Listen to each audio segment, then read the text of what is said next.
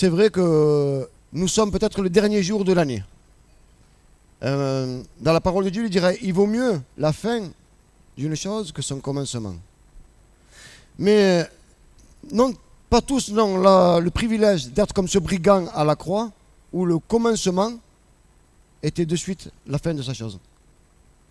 Donc avant de parler d'une fin, je voudrais parler d'un commencement. On va rentrer dans une nouvelle année. C'est peut-être un nouveau départ pour quelques-uns. Vendredi, la parole a été annoncée par Jean-Yves, qui disait de prendre des bonnes initiatives. Et dans cette nouvelle année qui commence, un nouveau départ, une nouvelle année, eh bien on va commencer du départ, d'une naissance. Parce qu'entre le commencement d'une chose et la fin, il y a souvent un milieu. Il y a souvent des étapes à passer entre le commencement et la fin. Et c'est ce que nous allons essayer de voir ce matin. Donc avant de commencer, je voudrais commencer par la naissance de Jésus sur terre. Et nous allons faire la lecture, c'est dans Luc chapitre 2. Et on va faire la lecture du verset 8 à 11. Il y avait dans cette même contrée des bergers qui passaient dans les champs les veilles de la nuit pour garder leurs troupeaux. Et voici, un ange du Seigneur leur apparut, et la gloire du Seigneur resplendit autour d'eux. Ils furent saisis d'une grande frayeur. Mais l'ange leur dit, ne craignez point, car je vous annonce une bonne nouvelle, qui sera pour tout le peuple le sujet d'une grande joie. C'est aujourd'hui, dans la ville de David, qui vous est né un sauveur, qui est le Christ, le Seigneur. Amen. Dans cette soirée-là, une bonne nouvelle est arrivée. Il vous est né un sauveur. C'est aujourd'hui dans la ville de David qui vous est né un sauveur. Tout à l'heure, il y a notre frère qui a dit aujourd'hui c'est ton année. Eh bien, je vais te dire la même chose ce matin. C'est aujourd'hui, si tu le veux. Peut-être pas dans la ville de David, mais dans cette église de Marignane. C'est aujourd'hui, si tu le veux, un sauveur est né pour toi. Ce matin, Jésus est là. Et si tu le veux, ce Jésus, ce sauveur, il est là. Il peut naître dans ta vie. Mais accepte-le ce matin. Jésus est là. Aujourd'hui peut être ton jour. Aujourd'hui peut être ton nouveau départ. Peut-être demain, ça va être le premier jour de l'année. Peut-être ça peut être ton premier jour de salut. Amen. Car il est dit, regardez dans 2 Corinthiens 6, 2, car il est dit, au temps favorable, je t'ai exaucé. Au jour du salut, je t'ai secouru. Voici maintenant le temps favorable. Voici maintenant le jour du salut. Si tu le veux, ce matin, aujourd'hui, c'est le jour de ton salut. Si tu le veux, aujourd'hui, c'est un nouveau départ. Les choses passées sont passées et toutes choses deviennent nouvelles. Tu peux accéder à une nouvelle vie ce matin. Mais voilà, on va continuer la lecture sur la naissance de Jésus. Et voici, à quel signe vous le reconnaîtrez. Vous trouverez un enfant émailloté et couché dans une crèche. Et soudain, il se joignit à l'ange une multitude de l'armée céleste, louant Dieu et disant « Gloire à Dieu dans les lieux très hauts, et paix sur la terre parmi les hommes qu'il agrée. » Là, on a vu la naissance de Jésus sur terre. Mais comme j'ai parlé auparavant, maintenant nous allons voir la naissance de Jésus dans une vie.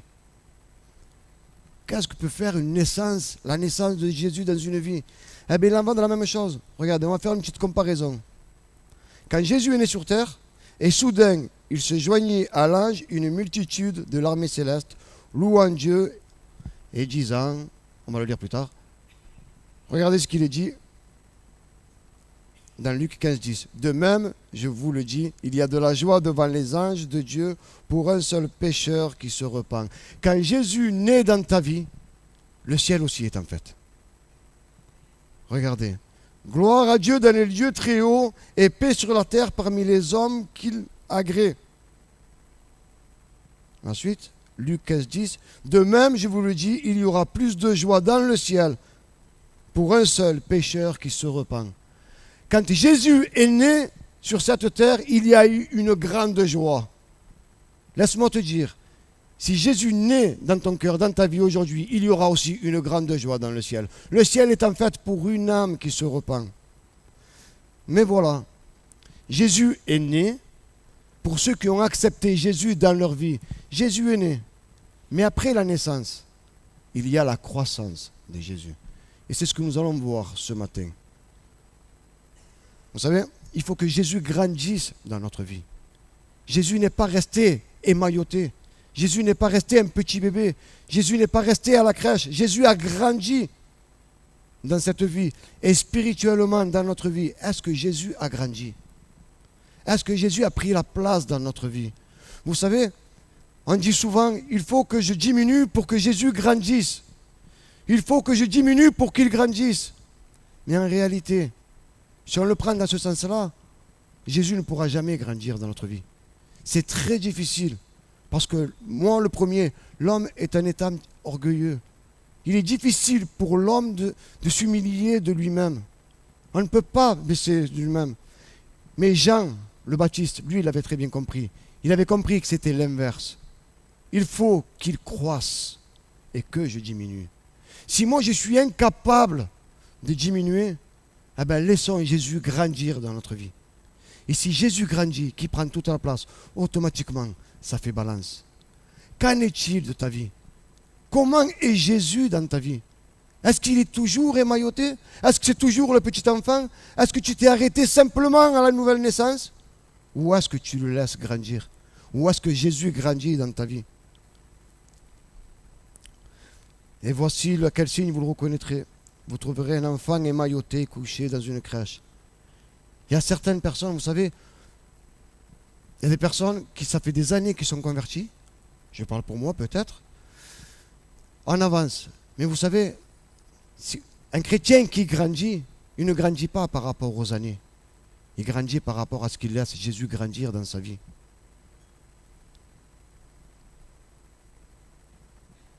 Et regardez, Jésus,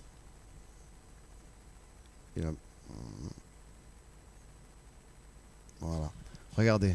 Or, l'enfant croissait et se fortifiait. Il était rempli de sagesse et la grâce de Dieu était avec lui. Vous voyez, on peut le voir, Jésus n'est pas resté émailloté. Il grandissait. Or, l'enfant croissait et se fortifiait. Il était rempli de sagesse et de grâce. Est-ce que nous, on laisse Jésus grandir dans notre vie? Est-ce qu'on grandit en sagesse? Vous savez à quoi on peut voir si quelqu'un a grandi en sagesse? Si quelqu'un a laissé Jésus grandir dans sa vie? Regardez. Au bout de 3 jours, ils se trouvèrent dans le temple, assis au milieu des docteurs, les écoutant et les interrogeant. Tous ceux qui l'entendaient étaient frappés de son intelligence et de ses réponses. Jésus grandissait et il était au temple. Mais vous savez, plusieurs fois, il y a des personnes qui disent que Jésus enseignait. Là, il avait 12 ans. Jésus enseignait au temple. Jésus, à ce moment, quand on le lit bien, Jésus n'enseignait pas. Il était assis, il écoutait, il posait des questions, et les personnes étaient stupéfaites de voir l'intelligence et des questions qu'il répondait. Quand Jésus grandit dans notre vie, quand on laisse Jésus grandir, on sait où est notre place. On sait se tenir. On ne va pas prendre une place qui n'est peut-être pas encore la nôtre. Jésus, pourtant, c'est Jésus. Il aurait pu enseigner, mais il a su rester à sa place. Et là, on voit si Jésus a grandi dans notre vie. Là, on voit là, si une personne grandit spirituellement, c'est quand il sait jauger, quand il sait savoir s'il s'est resté à sa place. On le voit encore. Et Jésus, là, c'est plus l'enfant.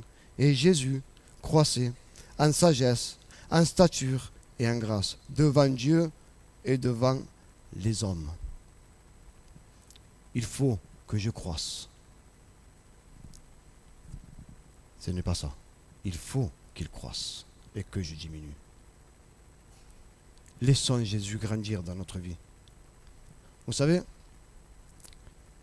on va lire dans l'Hébreu, il y a des personnes, peut-être que ça fait des années qu'ils ont rencontré le Seigneur. Ça fait des années qu'ils ont eu cette nouvelle naissance.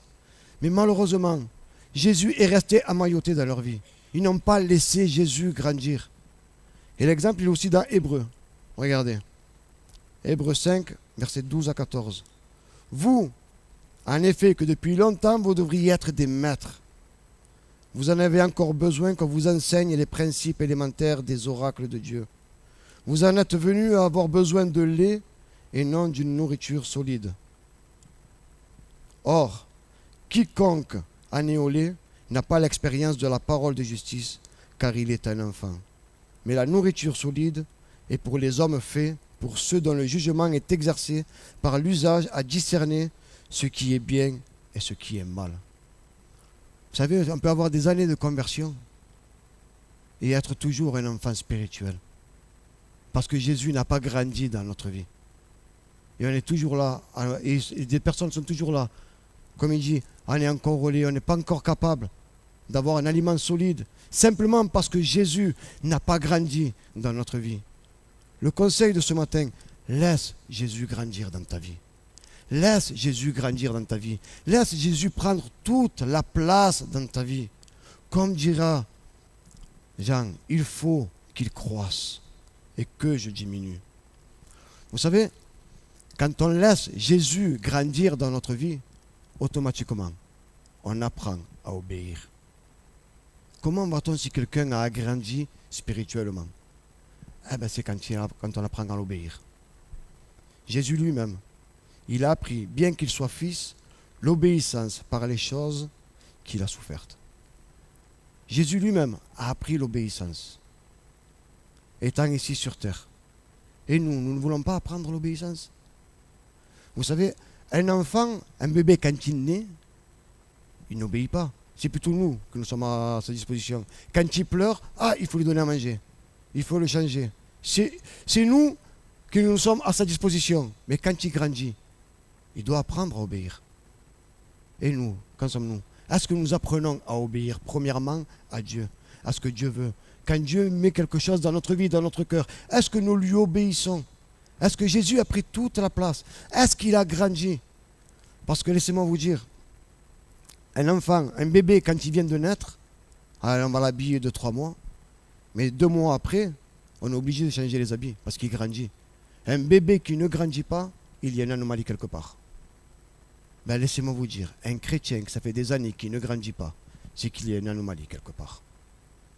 C'est simplement qu'on n'a pas laissé la place à Jésus pour qu'il puisse grandir dans notre vie. Et quand on apprend à obéir, on apprend à obéir premièrement aux autorités. Que toute personne soit soumise aux autorités supérieures, car il n'y a point d'autorité qui vienne de Dieu. Et les autorités qui existent ont été instituées de Dieu. On doit apprendre à être soumis aux autorités qui nous gouvernent. On dit qu'on a grandi spirituellement. Si Jésus était capable d'apprendre à obéir et d'obéir, pourquoi nous n'arrivons pas à obéir? Premièrement à ce que Dieu nous demande, mais ensuite aux autorités établies. Comment peut-on voir si quelqu'un a grandi spirituellement? Ce ne sont pas par les années, c'est par rapport à son comportement. Et dans cette année, moi je veux laisser la place à Jésus.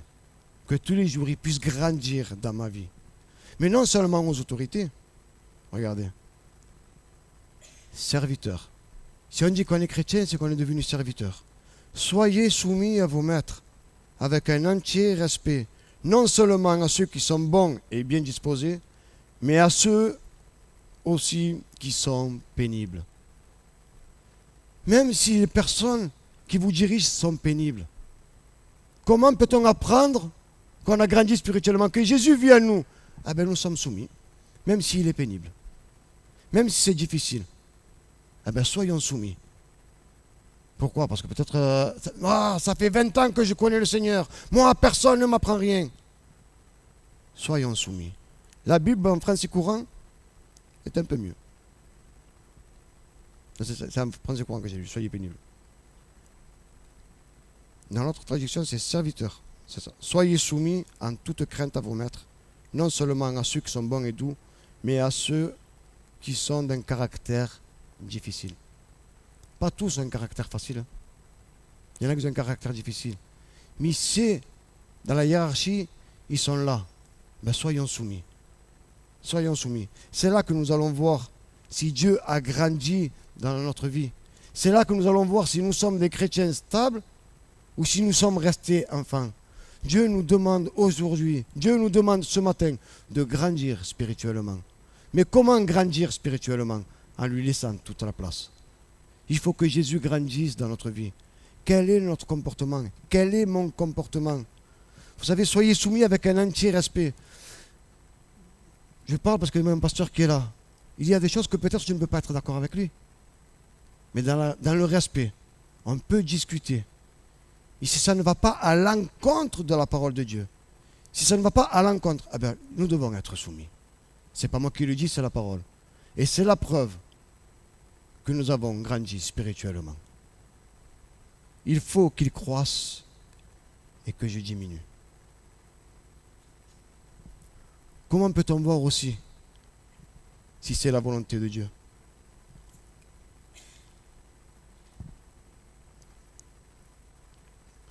Regardez, là, on va mettre Jésus devant un quiproquo. Nous est-il permis ou non de payer la tribu à César?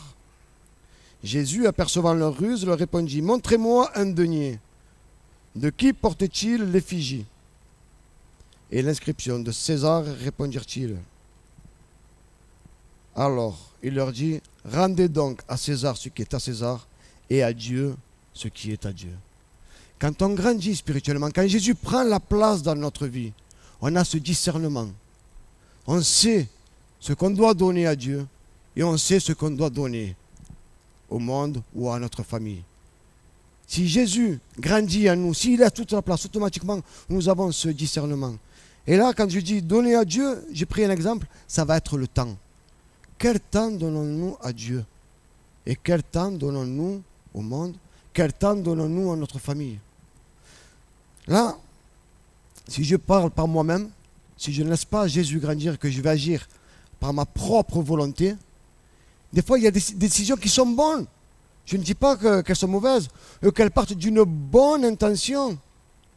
Mais le problème, comme Jésus n'a pas grandi, peut-être que je ne sais pas jauger. Et je vais prendre, et je vais attribuer du temps à Dieu. C'est bon, je vais faire ci pour Dieu, je vais faire cela, je vais faire ci, je vais faire ça, et je prends tout le temps pour Dieu. C'est vrai, mon intention est bonne. Mais est-ce que je donne du temps à ma famille? Est-ce que je suis assez équilibré? Ou vice-versa? Je donne trop de temps peut-être à ma famille, et quand Dieu me demande quelque chose, je n'ai plus de temps pour lui donner. Si on laisse Jésus grandir dans notre vie, on aura ce discernement de savoir quand est-ce le moment de donner les bonnes choses à Dieu et quand est-ce qu'il faut donner les bonnes choses à notre famille, aux alentours, aux voisins. Laissons grandir dans notre vie et nous aurons le discernement. Aussi, quand Jésus grandit dans notre vie, si on le laisse grandir, on est capable de voir quelle est la volonté de Dieu. Jésus lui-même, disant, Père, si tu voudrais éloigner de moi cette coupe, toutefois que ma volonté ne se fasse pas, mais la tienne. Si Jésus ne grandit pas à nous, si c'est toujours nous qui avons le monopole, si nous laissons encore ce Jésus émailloté dans notre vie, c'est nous qui allons prendre les décisions. Et c'est nous qui allons faire notre propre volonté. Et nous ne laissons pas Dieu agir. Parce que bien souvent, la volonté de Dieu va un peu à l'encontre de la volonté que nous voulons. Nous voulons quelque chose et Dieu nous dit non, moi je veux ça pour ta vie. Non, je veux ça. Non, je veux ça. Mais maintenant, qui c'est qui prend la place dans ton cœur? Qui c'est qui prend la place dans mon cœur? Si c'est Jésus qui grandit dans mon cœur, eh bien, je ferai la volonté de Dieu. Mais si c'est moi qui prends la place dans mon cœur, ben je ferai ma volonté. Et bien souvent, ma volonté n'est pas celle de Dieu. L'exemple de notre Seigneur Jésus, disant, Père, si tu voulais éloigner cette coupe, toutefois, que ma volonté ne se fasse pas, mais ta volonté. Il y a une volonté de Dieu. Vous savez laquelle c'est? C'est que nous soyons tous sauvés. Ça, c'est la volonté de Dieu. Et il y a une promesse qui est dans Jean 14, versets 2 et 3. Regardez. Il y a plusieurs demeures dans la maison de mon Père. Si cela n'était pas, je vous l'aurais dit. Mais je vous préparerai une place. Et lorsque je m'en serai allé, et que je vous aurai préparé une place, je reviendrai, et je vous prendrai avec moi afin que là où je suis, vous y soyez aussi. Dieu a préparé une place pour chacun d'entre nous. Ça, c'est la volonté de Dieu. Ma volonté à moi, c'est d'aller à la place que Dieu m'a préparée. Si je ferais un sondage, tout le monde voudrait aller à la place que Dieu nous a préparée. Mais il y a quelque chose à faire. Regardez. Alors Jésus dit à ses disciples, si quelqu'un veut venir après moi, qu'il renonce à lui-même, qu'il se charge de sa croix et qu'il me suive. Tu veux suivre Jésus, mais tu ne veux pas te charger de ta croix. Tu ne veux pas laisser Dieu agir dans ta vie. Tu ne veux pas que Dieu soit au contrôle de ta vie. Tu veux tout contrôler. Tu ne veux pas prendre cette croix. Tu ne veux pas souffrir. Tu veux venir suivre la parole de Dieu et c'est fini. Mais Dieu te dit, celui qui veut venir après moi, qu'il renonce à lui-même. Il y a quelquefois, nous devons renoncer à nos propres idées. Nous devons renoncer à nos propres traditions. Nous devons renoncer à nos idées reçues pour suivre la voie de Dieu. Qui prennent sa croix et me suivent. Vous allez faire quoi avec cette croix? Eh bien, la crucifier. Crucifier nos désirs. Crucifier notre état. Crucifier nos pensées qui ne sont pas à la gloire de Dieu, ou crucifier notre façon d'agir qui ne correspond pas avec la parole ou avec la soumission. Galates 5, 24 et 26, regardez ce qu'il dira. Ceux qui sont à Jésus ont crucifié la chair avec ses passions et ses désirs. Est-ce que nous avons crucifié notre chair, nos passions, nos désirs? Est-ce que nous avons crucifié notre caractère? Ce caractère, c'est moi qui ai raison. Parce que plusieurs fois, nous avons raison. Et parce que nous avons raison, le conflit arrive. Mais il y a quelques fois où il faut savoir crucifier la raison. Pour dire, Seigneur, j'ai raison, mais tu connais toutes choses. Nous allons de l'avant. Jésus avait toutes les raisons du monde pour ne pas être crucifié. Il n'avait rien fait. Il était juste, il était parfait. Mais il est venu sur terre. Il a abandonné cette raison. Il a crucifié. Si nous vivons par l'Esprit, marchons aussi selon l'Esprit. Ne cherchons pas une vaine gloire en nous provoquant les uns les autres, en nous portant envie les uns des autres. Comment peut-on voir si quelqu'un a grandi spirituellement? Si Jésus vit en lui, il ne porte pas d'envie l'un avec les autres. Si quelqu'un travaille, si quelqu'un a une fonction, si quelqu'un sert le Seigneur, gloire à Dieu, je ne porte pas d'envie parce que Jésus vit en moi. Jésus a grandi en moi. J'ai cette stature, j'ai cette maturité. Et si Jésus n'a pas grandi en moi, mais ça fera des querelles, ça fera des envies et ça fera des jaloux. Comment peut-on voir si Jésus a grandi dans une vie? Mais dans le comportement que nous avons. Comment est Jésus dans ta vie? Est-ce que Jésus prend la place? Maintenant, tu nous faisais un examen, et moi le premier. Comment est Jésus dans ma vie? Est-ce qu'il grandit? Est-ce qu'il prend toute la place? Ou est-ce qu'il est encore emmailloté et c'est moi qui dirige toutes choses? J'ai reçu la nouvelle naissance et je m'en tiens à cela. Je ne fais pas plus. Jésus nous demande à grandir. Moi, dans cette année qui va commencer, c'est mon désir à moi. Je veux qu'il croisse et que je diminue. Je veux qu'il croisse et que je diminue. Je ne veux pas vivre simplement de mon caractère, de mes pensées, de mes idées reçues, de j'ai raison. Non. Je veux être soumis à la parole de Dieu. Je veux être soumis à Dieu. Je veux être soumis aux autorités. Je veux être soumis aux dirigeants.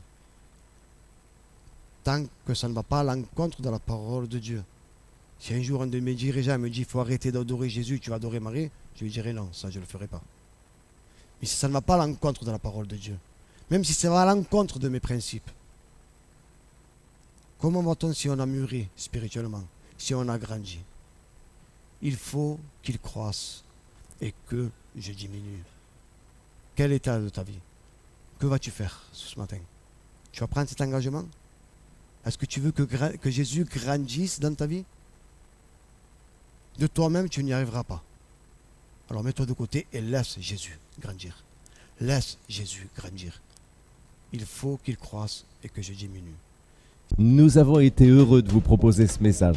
Déjà, s'il vous a plu, n'hésitez pas à le liker, voire à laisser un commentaire. Ça permettra à la vidéo de rayonner davantage auprès des autres utilisateurs. Aussi, abonnez-vous à notre chaîne. Ça vous permettra de bénéficier en continu du reste de nos programmes. Que Dieu vous bénisse.